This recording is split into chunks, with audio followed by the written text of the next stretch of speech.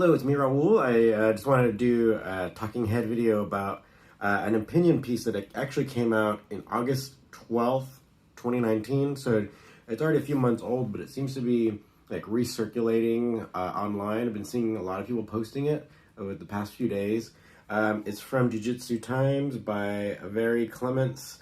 The title is, "If you're not teaching leg locks early, you're holding your students back."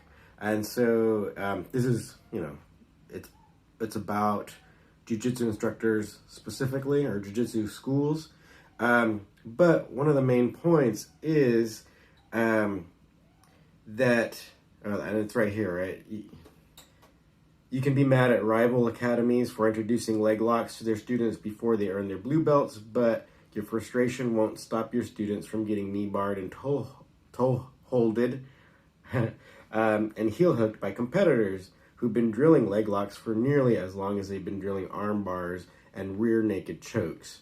And towards the end, it says, "At this stage of the game, the choice you make can mean the difference between having a blue belt who beats all brown belts or having brown belts who regularly lose to a blue belt. The decision is yours." I think it's a fair assessment to make.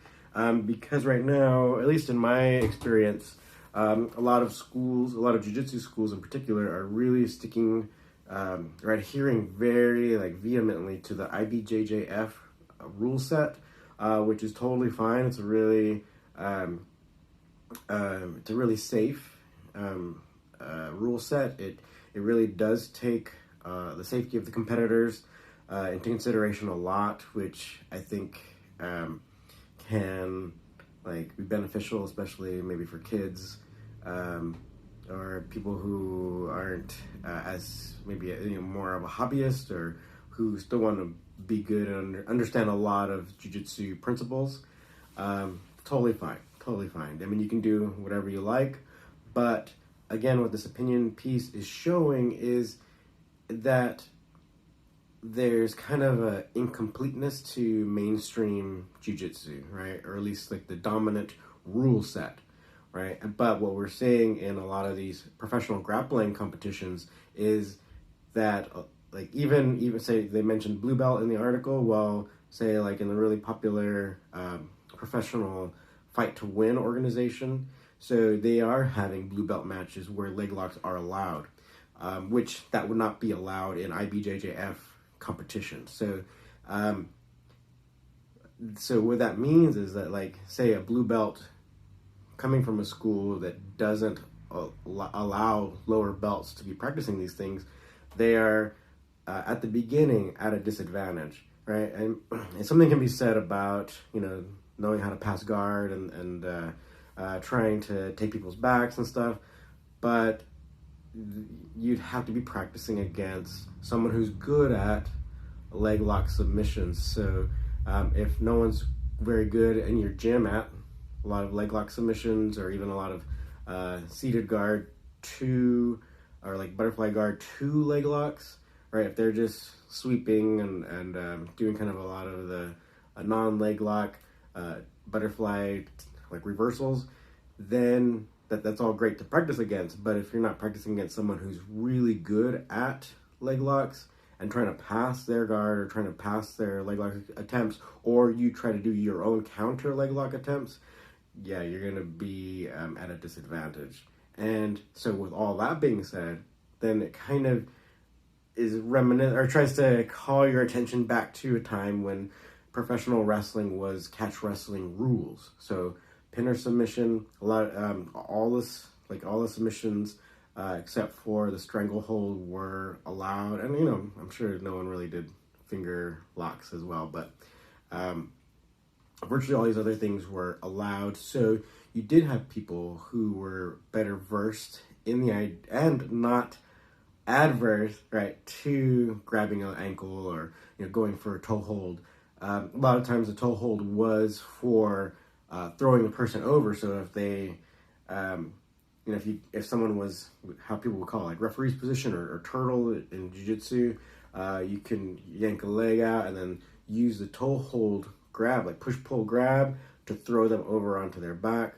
You can see a lot of this with Frank Gotch and his famous toe holds. So maybe we'll try to show one of the pictures. We'll try to put one of the pictures up of him doing that. A lot of it was to get the person to roll over so you can go for a pin.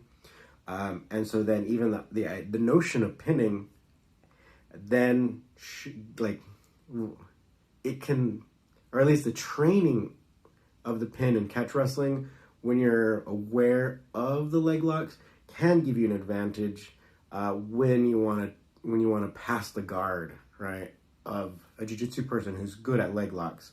So what I'm trying to say is that if you're always practicing in a sport where leg locks are allowed from the beginning, like catch wrestling, and you have a lot of these wrestling fundamentals, like these pinning ideas, right? You're trying to keep the person down, these pressure passing ideas, that would give you an advantage over a lot of people who are kind of separating these things or compartmentalizing these things. So I think one of the main points is that, so catch wrestling, because it has the idea, or like it always has the threat of the different leg locks, the toe holds, that's always present from the beginning when you start training.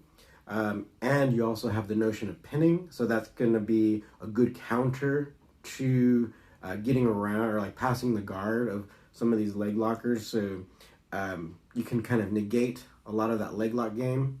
That's definitely going to give you an advantage. So this is I think it's a really good opinion. I mean, opinion pieces are someone's opinion, so you can like it or not. Totally fine, totally up to you. But if you're training in a safe way, I believe that you can still teach newer students leg locks, but you want to show counters, but also show the wrestling fundamentals so that you can have a student who can go up against someone who's well versed in leg locks and potentially like pass the guard or counter leg lock themselves, and not really have to worry about these attacks, right? And so by limiting what a student can learn based off of whatever rank they are, and some schools, some jiu-jitsu schools actually are very strict on like raising the rank of someone. So regardless of their skill, regardless of how many people they beat, how many world champions they've got, you still have to attend a certain amount of classes before you're considered for the next stripe or the next belt. So this person, if they're stuck at purple belt for a long time, then they might not be learning leg locks from the instructor so much. So again, they'd be at a disadvantage, right, if they're not spending that time learning. And if they then wanted to compete in professional or even catch wrestling tournaments as well, they could be at a disadvantage. So catch wrestling point of view, again, it's all legal from the beginning, so it's not really a problem for us, but we're seeing some people in the jiu-jitsu community talk about the need for kind of like a more open way of practicing, and that's ultimately a more well-rounded point of view, which is kind of like the catch wrestling point of view, right? You got the leg locks available from the beginning. You also have really good wrestling fundamentals, so you can probably pressure pass your way past those legs so you don't have to worry about the leg locks. All right, let me know your thoughts in the comments. All right, thank you for watching.